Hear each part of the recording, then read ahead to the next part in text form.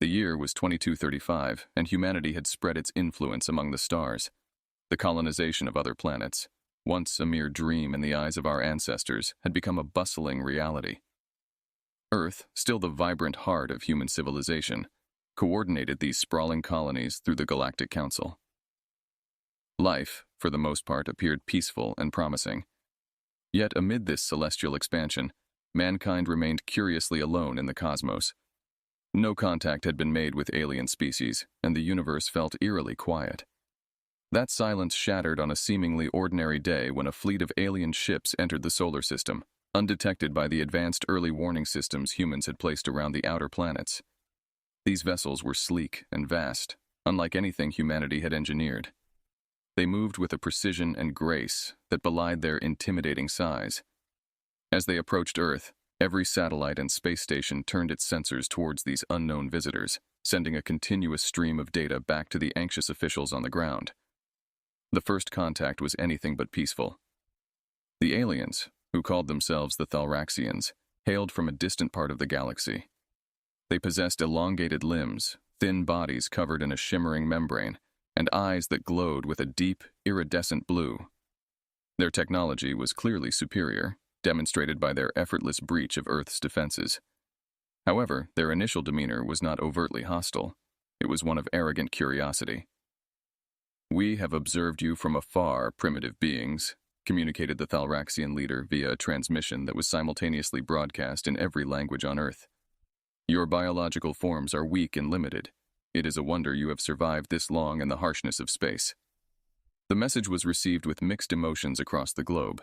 Some felt fear, others indignation. But within the corridors of power, the gears of war began to turn. Humanity would not show weakness, not on their own planet. In a secure underground facility, hidden beneath the surface of Nevada, scientists and military leaders gathered around a classified project that had been in development for decades, known only as Project Titan. This was humanity's secret ace, power armor. Project Titan was more than just an exoskeleton. It was a fusion of the most advanced human technologies. Each suit was tailored to enhance the wearer's strength, agility, and resilience to an almost superhuman level. More importantly, the suits were equipped with weapons capable of significant destruction, designed specifically with potential extraterrestrial threats in mind. General Ava Carter, overseeing military operations, addressed her team with a resolute tone. "It's time we showed our guests that humanity is not to be underestimated." Plans were drawn quickly, and a select group of soldiers, trained in the use of Project Titan, were deployed to make first contact with the Thalraxians. The world watched, breath held, as these few chosen representatives walked onto the launch platform, their sleek suits gleaming under the harsh lights. As the Thalraxians' ship landed in the Nevada desert, a ramp descended with a hiss of escaping air, and several alien figures emerged, their bodies towering and fragile-looking in Earth's gravity. The humans, encased in their power armor, stood firm and unyielding. General Carter initiated the O. As the towering figures of the Thalraxians descended onto the parched sands of the Nevada desert, the air was charged with an electric tension. The alien observers scanned the assembly of humans, their iridescent eyes flickering with a mixture of curiosity and disdain. They had not expected such a bold confrontation from what they deemed a technologically inferior race. General Ava Carter, standing at the forefront of the human contingent, signaled subtly to her troops. The soldiers, encased in the formidable Project Titan armor, shifted imperceptibly, readying themselves for any sign of aggression. The world's leaders watched through secure feeds, their fates momentarily resting in the hands of these few. The Thalraxian leader, whose name translated to Zorvax in human speech, stepped forward. His voice, transmitted through a device that rendered his sibilant tones into smooth English, filled the air. "We have traversed galaxies, seen the rise and fall of civilizations. Yet you choose to greet us with warriors. Is this the essence of humanity?" General Carter responded, her voice steady and clear through the translation device embedded in her helmet. "Humanity has learned that prudence is necessary for survival. We greet you with strength, so that you may understand our resolve." A flicker of surprise, or perhaps amusement, passed through Zorvax's eyes. "Indeed, a prudent measure," he conceded, then gestured to his own guards, who stood like statues of gleaming stone. "But what can your primitive technology possibly offer against us?" It was the moment Carter had been waiting for. "Let me show you what humans are capable of," she declared, and turned to nod at one of her soldiers. The command was silent but clear. Instantly, the soldier launched into the air, propelled by the suit's integrated thrusters. The crowd gasped as he executed a series of maneuvers that showcased not only the suit's agility, but its sheer power. Landing gracefully back on the ground, he then activated his armament systems. Targeting systems whirred and locked onto a deserted vehicle some distance away, which had been placed there as part of the demonstration. With a low hum, the suit unleashed a pulse of energy that struck the vehicle, disintegrating it into ash within seconds. The power display was not just a show of strength, but a clear declaration of Earth's capabilities. Zorvax and his entourage watched, their expressions unreadable. After a moment of silence, Zorvax spoke again. "Impressive. Your survival is no mere chance. It appears there is much about humanity we have yet to understand." General Carter, sensing a shift in the atmosphere, softened her stance slightly. "Perhaps, then, this is the beginning of a dialogue, not a confrontation. We have much to learn from each other." The Thalraxian leader nodded slowly, his gaze sweeping over the assembled suits of armor. "Yes, perhaps it is. We shall see how deep your strengths run." As the sun set over the desert, casting long shadows across the sandy expanse, the initial meeting concluded with a cautious but respectful parting.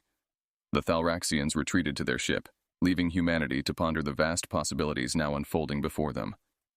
In the war rooms and scientific labs, discussions ignited about the implications of this encounter.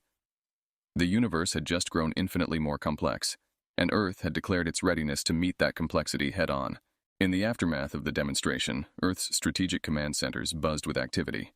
The successful show of force had stirred a whirlwind of diplomatic cables and security briefings. Governments worldwide reassessed their positions on the global stage, aware that the power dynamics had shifted overnight. Meanwhile, the Thalraxians orbited Earth, their silent ships a constant reminder of the alien presence. Amidst the bustling preparations and debriefings, General Carter received an encrypted communication from the Thalraxians. Zorvax requested a private meeting to be held under strict confidentiality. The request, while unexpected, presented an opportunity too valuable to dismiss. After a series of high-level discussions, it was agreed. Carter would meet Zorvax aboard his vessel. The rendezvous was like stepping into another world. Zorvax's ship was a marvel of alien engineering, with corridors that pulsed with bioluminescent light and walls that seemed to breathe. Carter, escorted by her elite team, was led into a vast chamber at the heart of the ship. Zorvax awaited her there, his stature imposing, yet his demeanor cordial. "As you have shown us your capabilities, it is only fair that we share ours," Zorvax began, his voice echoing slightly off the organic walls. He gestured, and the room illuminated to reveal a series of holographic displays, each showcasing different aspects of Thalraxian technology: advanced propulsion systems, energy generation, and something that hinted at quantum-level manipulation. "We have watched your species grow, from afar and now up close," Zorvax continued. "Your tenacity is admirable, but it is your capacity for rapid adaptation and growth that intrigues us most." Carter, absorbing the scale of the Thalraxian advancements, realized the potential for a mutually beneficial partnership. "You speak of growth and adaptation," she replied carefully. "Are you proposing an exchange?" "Indeed," Zorvax affirmed. "An alliance, one where we share knowledge and protection. There are threats in this galaxy far more formidable than you can imagine, threats that neither of our species could face alone." The proposition struck a chord with Carter. The prospect of an alien ally against unknown cosmic dangers was compelling. Yet, she remained cautious. "And what would you ask in return for this alliance and shared knowledge?" Zorvax's response was direct. "Access to your planet's biological diversity. We seek to understand life in all its forms. Your Earth is teeming with it, much of which is unique in this sector of the galaxy." The request was significant, and Carter knew it would require careful consideration and approval from Earth's leadership. "I will need to consult with my superiors," she said, "but I'm optimistic. This could be the dawn of a new era for our species." As she returned to Earth, Carter was filled with a mixture of apprehension and hope. The negotiations would be delicate, balancing the safeguarding of Earth's interests with the potential benefits of an interstellar alliance. The world leaders, once informed, would have to weigh these new variables. It was a turning point for humanity, one that could either usher in an age of unprecedented prosperity and security, or expose Earth to new and unforeseen risks. Back on Earth, the public remained largely unaware of the depth of these interstellar engagements.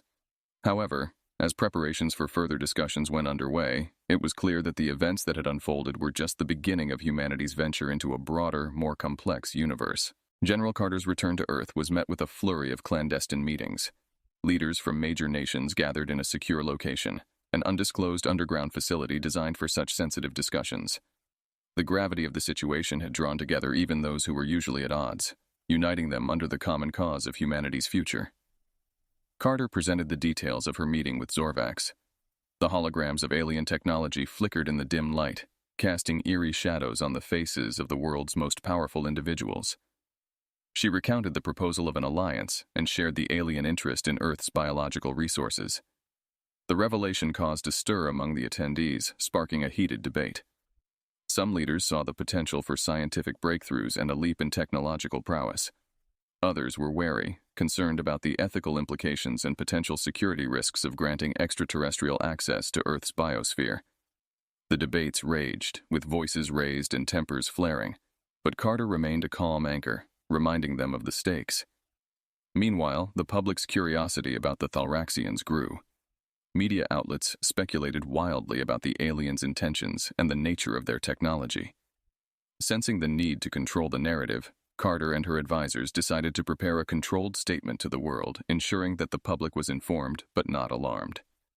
As the leaders finally reached a tentative agreement to explore the alliance further, they established a new division, the Earth-Thalraxian Relations Board, ETRB, tasked with managing and overseeing the exchange of knowledge and resources.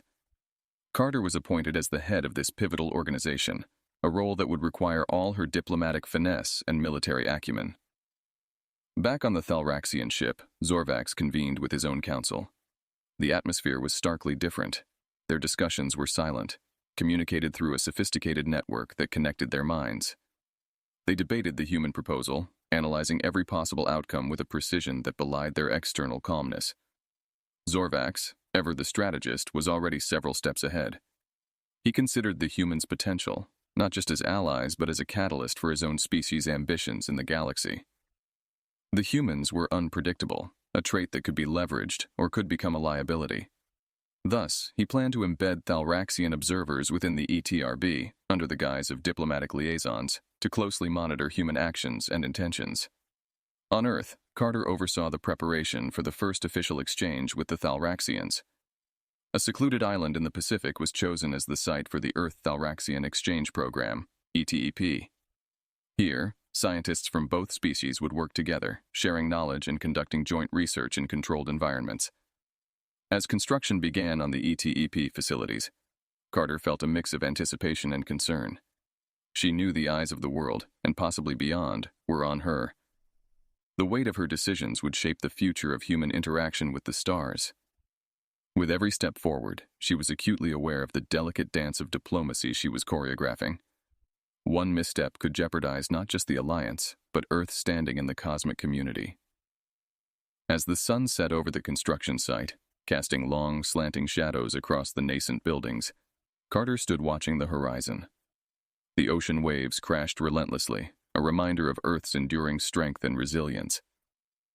With a deep breath, she steeled herself for the challenges ahead, ready to navigate the unseen frontiers of this new interstellar era. As the foundations of the Earth-Thalraxian Exchange Program, ETEP, solidified, whispers of dissent began to echo through the corridors of power and the quieter corners of society. Skepticism about the alliance had not been entirely quelled by Carter's diplomatic efforts, and concerns about Thalraxian intentions simmered beneath the surface. At the same time, Carter faced mounting pressure to maintain transparency while safeguarding sensitive information. A balance had to be struck between open communication and the protection of Earth's interests.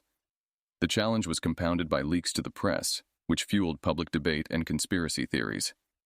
In response, Carter spearheaded a campaign to educate the public on the benefits of the alliance, engaging with media and participating in town hall meetings. Deep within the newly constructed ETEP facility, the first joint research initiative was underway. Teams of human and Thalraxian scientists collaborated on developing energy solutions that could benefit both species. Dr. Lena Nguyen, a leading physicist, found herself at the forefront of this effort, working alongside Tharval, a Thalraxian expert in quantum energy matrices. Their project centered around a prototype reactor capable of extracting energy from quantum fluctuations, a potential game-changer for energy-deficient planets. As they delved deeper into the science, Lena noticed Tharval's meticulous avoidance of certain topics, particularly those involving the direct application of their research in military technologies. Her curiosity piqued. Lena decided to probe further during their next session. Meanwhile, in a remote monitoring station, a group of activists who called themselves Tera Sentinel began to organize. Distrustful of any extraterrestrial interactions, they argued that Earth's sovereignty was at risk. Their leader, Marco Silva, a former military strategist, planned to infiltrate the ETEP site to gather evidence of what he believed was the true nature of the Thalraxian mission. One night, under the cover of darkness, Marco and his team breached the perimeter of the ETEP facility. Using sophisticated hacking tools, they accessed a secure area where they believed critical data was stored. What they found was beyond their expectations, a series of encrypted files hinting at a secret Thalraxian agenda linked not just to Earth, but involving other alien species as well. Back at the facility, Lena confronted Tharval with her suspicions. "Tharval, I need to understand why we are restricted from applying this technology in certain areas. If our goal is truly mutual benefit, shouldn't all possibilities be explored?" Tharval hesitated, his eyes reflecting a storm of unspoken thoughts. After a tense moment, he replied, "Lena, there are complexities in interstellar politics that are delicate. The technologies we develop here could tip balances you are not aware of." Lena, unsatisfied but more determined, decided to take her concerns to Carter. She prepared a detailed report of her findings and Tharval's evasive responses, intending to present it at the next high-level meeting. As the first rays of dawn lit the facility, Carter received an urgent message about the breach. The implications were severe. If Marco and his group could prove that the Thalraxians were not as benevolent as they seemed, it could destabilize not only the ETEP, but the entire alliance. Carter now faced a dual crisis, managing the fallout of the security breach and addressing the growing internal skepticism represented by Lena's report. Each element demanded a careful strategy to navigate the emerging truths and the shadows they cast over the future of Earth's relations with the stars. The revelation from the security breach sent shockwaves through the Earth-Thalraxian Exchange Program, ETEP. General Carter, now faced with a potentially explosive situation, summoned an emergency session with the Earth-Thalraxian Relations Board, ETRB. The meeting was tense, the air thick with anxiety and anticipation as representatives from various nations awaited the unfolding events. At the session, Marco Silva, detained but defiant, presented the encrypted files his team had extracted. The files, once decrypted, hinted at a broader cosmic network in which the Thalraxians were deeply involved. It suggested alliances and enmities spanning multiple star systems, with Earth unwittingly caught in a web of interstellar politics that stretched far beyond their previous understanding. Carter listened intently, weighing each piece of evidence. The information painted a picture of a universe teeming with covert operations and silent wars, a stark contrast to the previously perceived isolation of humanity in the cosmos. In parallel to the emergency meeting, Dr. Lena Nguyen prepared her report on the restrictive use of the quantum reactor technology. Her findings, though technical, pointed to potential uses that could alter the balance of power not only on Earth, but across galaxies. It was clear that the Thalraxians were guarding this technology closely, aware of its implications. Confronted with these dual revelations, Carter initiated a direct, private communication with Zorvax. The connection, secured and encrypted, bridged Earth and the Thalraxian vessel in orbit. "Zorvax, the trust between our species is at risk," she began, her tone firm yet diplomatic. "We've uncovered evidence that suggests there is much you haven't shared about your position in the galaxy and the technologies we are developing together." Zorvax, unflinching and composed, acknowledged the situation. "General Carter, the cosmos is a complex arena, where survival often depends on the unseen balance of power. We did not reveal everything, not out of deceit, but caution. We sought to protect our alliance from external threats and internal fears." The explanation did little to assuage Carter's concerns, but she recognized the delicate balance that needed to be maintained. "This alliance will only survive on transparency. We need to redefine our agreement. Earth must be an equal partner, not a pawn in galactic schemes." Zorvax considered her words. "Very well. I propose a summit. Leaders from our allied systems and your Earth representatives can meet. We will lay bare the broader context of our alliance and together, we can forge a path forward. Carter agreed to the summit, aware that the future of Earth's role in the cosmos was about to take a new direction. The information needed to be handled with care, as the stability of Earth's political climate and its position in the universe depended on the outcomes of this expanded dialogue. As the news of the upcoming summit spread, preparations began in earnest. The site for the meeting was to be neutral territory, a space station in orbit around Mars, currently under joint human-Thalraxian construction. The choice was symbolic, a representation of cooperative aspirations and shared destinies. Meanwhile, back on Earth, public sentiment was a mix of fear, excitement, and skepticism. Carter, now more than ever, needed to steer the narrative to maintain calm and prepare humanity for their new role as active participants in a complex interstellar community. The stage was set for a historic summit that would decide not just the fate of the Earth-Thalraxian Alliance, but potentially the structure of interstellar relations across the galaxy. As the date of the Interstellar Summit approached, the space station orbiting Mars buzzed with unprecedented activity. The structure, a marvel of both human and Thalraxian engineering, had been expanded to accommodate delegates from various star systems, many of whom humanity had never before encountered. The station, named the Aegis, symbolized a new era of cosmic diplomacy.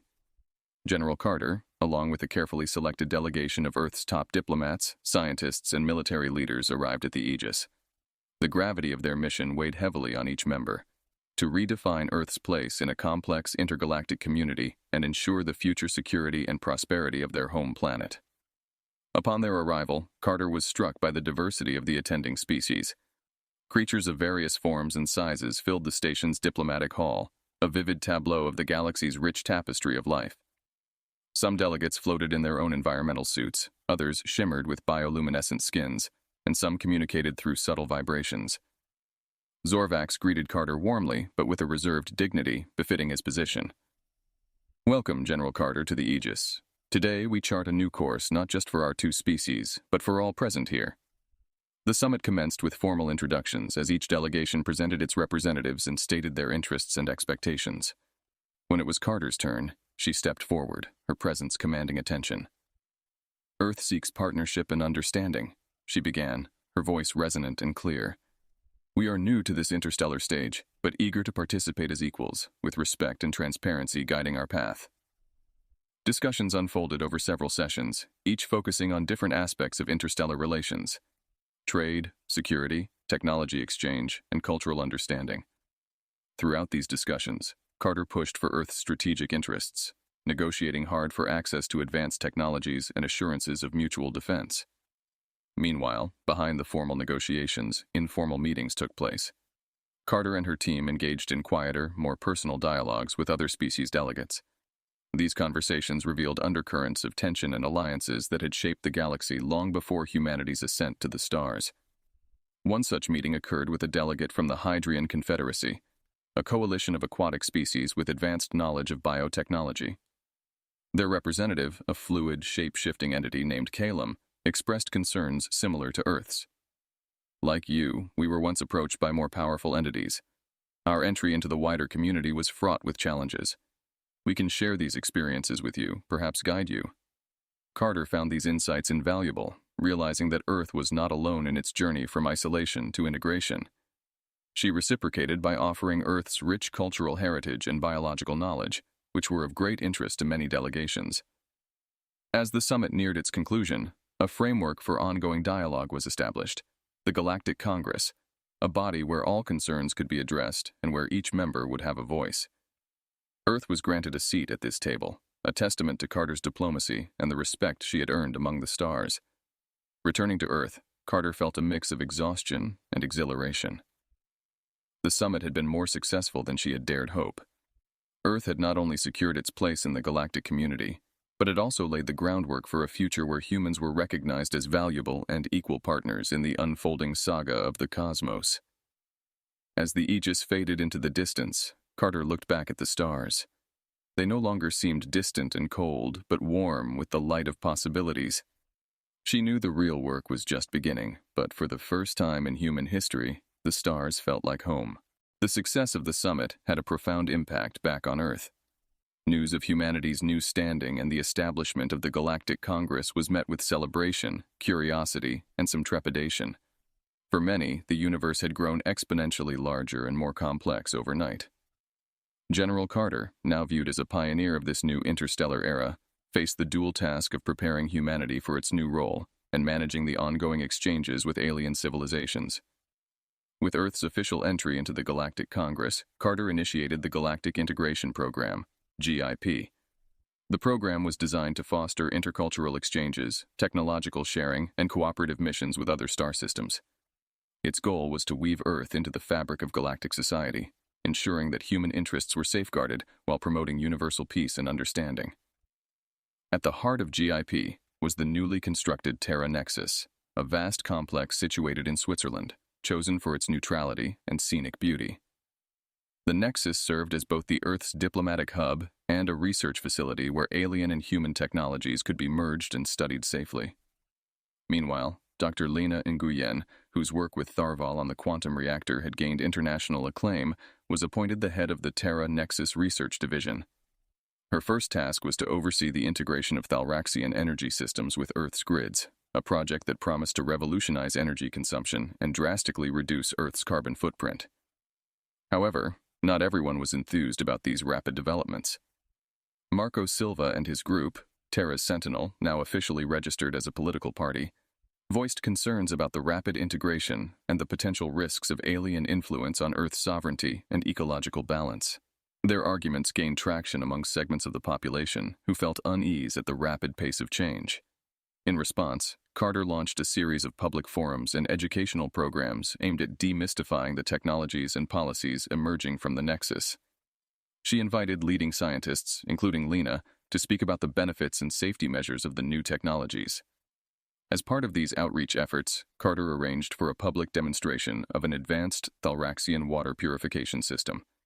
The demonstration was held at the shores of Lake Geneva, showing how the technology could clean large bodies of water within hours without the use of chemicals or large infrastructures.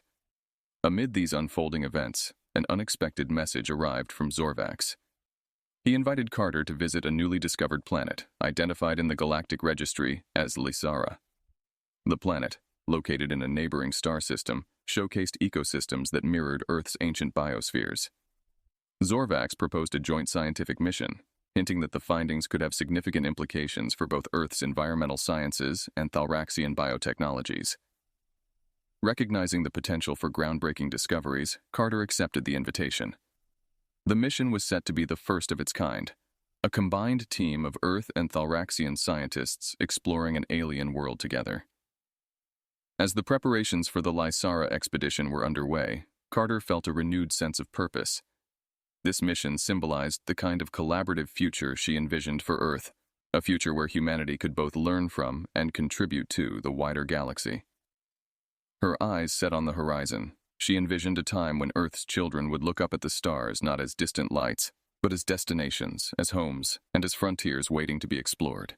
The expedition to Lara marked a new chapter in human exploration. The planet, lush and vibrant, was a living museum of natural history, echoing Earth's prehistoric landscapes. As the joint team of Earth and Thalraxian scientists set foot on its surface, they were greeted by a world of towering ferns, vast azure lakes, and skies streaked with the iridescent trails of native avians. The atmosphere was thick with the scent of alien flora, a heady reminder of Lysara's untouched wilderness. General Carter, although not a scientist by training, joined the initial landing party. Her role as a leader and diplomat had often confined her to command centers and meeting rooms, but on Lara, she felt the primal thrill of discovery, the same allure that had driven explorers throughout human history. The primary objective of the expedition was ecological and biological research. Dr. Lena Nguyen, leading the scientific team, was particularly interested in Lysara's unique biosynthesis processes, which could potentially offer revolutionary biotechnological applications for medicine and agriculture on Earth. The Thalraxian scientists, led by Tharval, focused on the planet's geothermal activity. Lysara's volcanic regions were rich in minerals not found on Earth, possessing properties that could enhance energy production technologies. The collaboration between the teams was a blend of professional respect and mutual curiosity, each learning from the other's methodologies and cultural perspectives. However, the expedition soon uncovered more than just scientific treasures. Deep within a cavern system, Carter and a mixed team stumbled upon ancient artifacts, unmistakably the remains of a long-lost civilization. The artifacts were sophisticated, tools and devices whose functions were unclear but hinted at advanced technological knowledge and aesthetic values. This discovery prompted a shift in the mission's focus. Carter contacted Zorvax to discuss the findings, wary of the potential implications.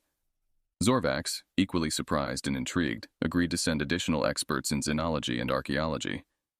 The artifacts raised questions about Lysara's history. Had the planet once harbored intelligent life? If so, what had happened to them? The answers, buried in Lysara's soil, represented a puzzle that could reshape understanding of life in the galaxy. As the days passed, the excavation revealed more about the planet's past inhabitants. They had been a species with an apparent deep connection to their environment, living in harmony with Lysara's ecosystems. Yet, there were also signs of sudden catastrophe.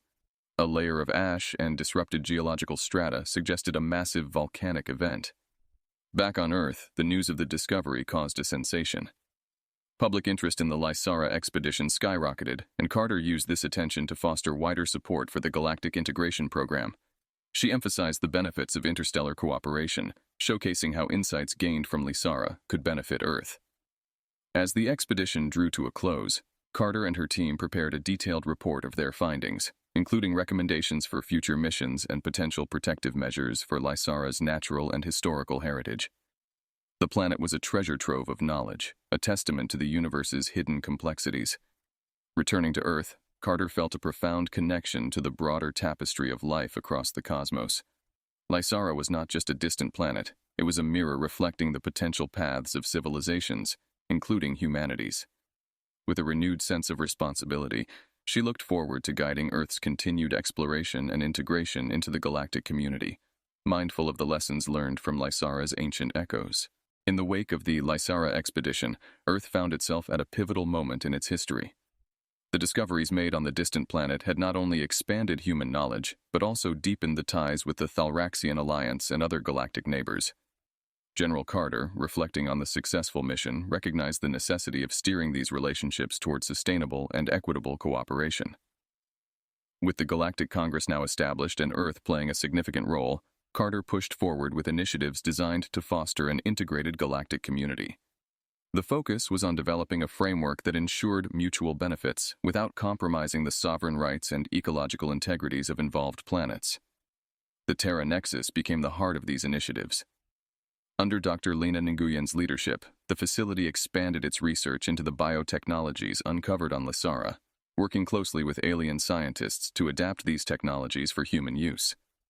This collaboration led to breakthroughs in crop resilience and pharmaceuticals, directly addressing some of Earth's most pressing issues such as food security and disease prevention. Meanwhile, the political landscape on Earth was transforming. The discoveries and technological advancements had sparked a new era of global unity. Countries that were once rivals on Earth now found common ground in their roles as members of a broader interstellar community. This unity was cemented by the establishment of the Earth Interstellar Relations Committee, EIRC, which sought to streamline Earth's policies and strategies regarding its galactic interactions. Amidst these positive developments, challenges persisted. Skeptical factions and isolationist groups continued to question the pace of integration and the concessions made to alien partners.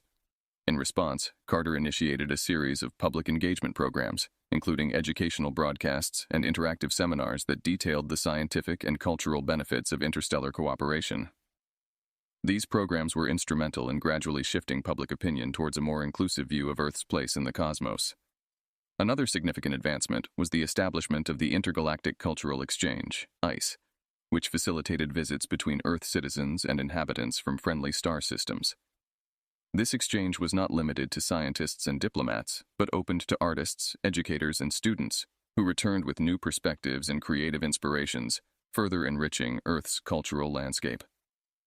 As Carter's tenure as the head of the EIRC neared its end, she was honored with the establishment of the Carter Institute for Galactic Studies, dedicated to educating future generations of Earth's leaders in the nuances of interstellar diplomacy and policy. In her final address as the head of the EIRC, Carter stood before a gathering of Earth's leaders and representatives from various star systems. Our journey has been one of incredible challenges and triumphs, she began, her voice resonant with emotion and experience. We have discovered our place in the cosmos not through conquest, but through cooperation. We have learned that our strength lies not in our isolation, but in our ability to unite and share our knowledge, our cultures, and our dreams. The applause that followed resonated not just in the hall, but across continents and star systems, carried by broadcasts that reached every corner of the known universe. As the ceremony concluded, Carter stepped down from the podium, her legacy now defined by the bridges she had helped build between Earth and the stars. Looking towards the stars from the balcony of the Congress Hall, Carter felt a profound peace. The universe, with all its mysteries and wonders, no longer seemed vast and daunting, but rather invitingly open, filled with endless possibilities for cooperation, growth, and exploration. The future of Earth and its role in the galactic community was bright, guided by the principles of mutual respect and shared destiny, a testament to the enduring spirit of humanity.